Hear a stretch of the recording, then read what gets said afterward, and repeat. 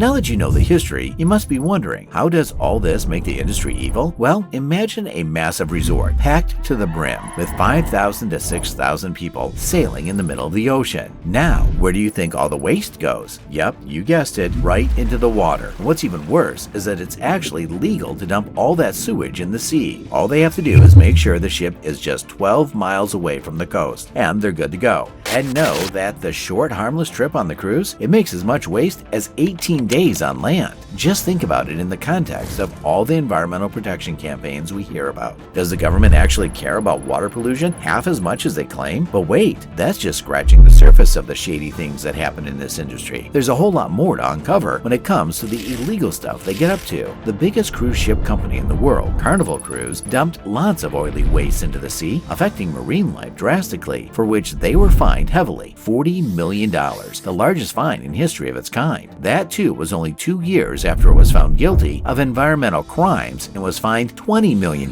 This clearly shows how much the money-hungry companies care about the world. Oh, and don't even get me started on air pollution. The luxury cruise ship you see sailing gracefully on the horizon creates air pollution equivalent to a mind-boggling 5 million cars covering the same distance. Yes, you heard that right. Experts even claim that the air quality near a cruise ship can be worse than the most polluted cities in the world. But how does this happen, you ask? Well, it all comes down to the fuel they use. If you've ever seen the ominous black cloud coming out from the ship's smokestack, that's the result of burning a highly destructive fuel called heavy fuel oil. And let me tell you, it's not pretty. This heavy fuel oil has a lifespan of years and years, and when it's burned, it releases highly toxic gases into the atmosphere, a major contributor to air pollution. And here's the shocking part. An average cruise ship guzzles a staggering 1,500 tons of this fuel every single day. When you're swimming in money, it's easy to turn a blind eye to environmental concerns. So while we might envision pristine blue skies and fresh ocean breezes when we think of a cruise, the reality is quite different. No wonder why experts have found that a single trip on a cruise ship can result in 1.5 times the pollution of bustling New York City.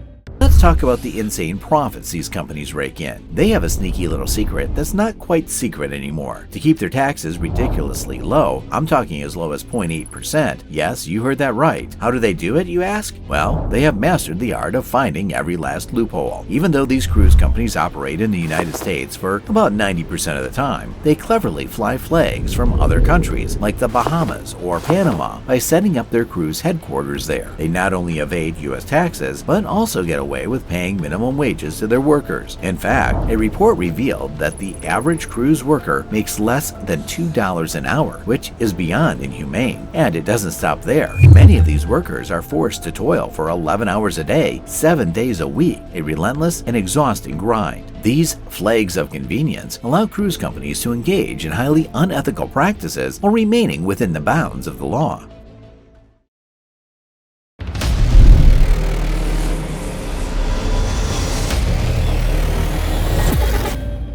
Living on a cruise ship is undeniably life-changing, but tragically, it has been life-taking for some. There have been several instances of mysterious disappearances that, to this day, remain unsolved. It's a haunting thought, not knowing what happened to those individuals who vanished without a trace. The tragic case of the Bradley family would make everyone think twice before getting tickets for a luxury cruise. The Bradleys embarked on a Royal Caribbean International cruise, hoping for a joyful family vacation, but little did they know their lives would be forever changed, and they would lose their beloved 23-year-old daughter, Amy. Amy's sudden disappearance left the family in a state of shock and disbelief. They had seen her just a few hours before, making it even harder to comprehend her sudden absence. All they wanted was for the crew to take the disappearance seriously and help them find Amy by showing her picture to the passengers. But what did they get? A half-hearted search in the common areas and bathrooms, all while the cruise continued as if nothing happened. The passengers enjoyed their vacations while Amy Lynn Bradley remained missing just because the crew didn't want any tension amongst the passengers. It's been 25 years,